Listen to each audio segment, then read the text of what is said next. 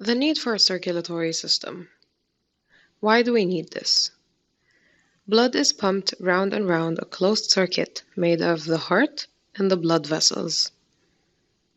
So the circulatory system is a closed circuit, which means blood will start from one point and it will go back to that same point. It will circulate and then come back to the same point. There is no way blood can leave. It will just keep passing through the same circuit. The circuit is made of the heart and the blood vessels. This is the heart. Here are the blood vessels. We have arteries, capillaries, and veins.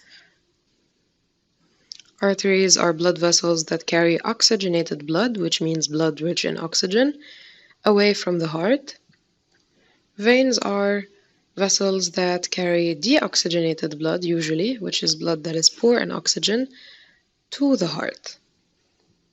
And then we have capillaries, which are thin blood vessels that join the arteries and the veins. They are usually found at the exchange surfaces of the body.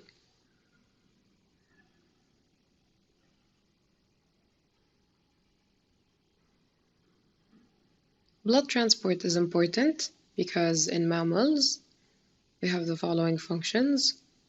First, it delivers oxygen from the lungs to all the parts of the body that need oxygen.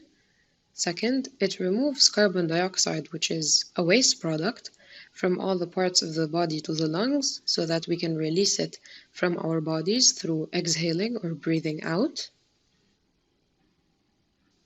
Third, it transports nutrients from your gut after being digested to all the parts of the body.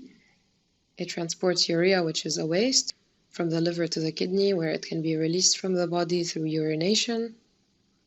And finally, it transports hormones, antibodies, and other substances to where they are needed. So this is why we need a circulatory system as mammals.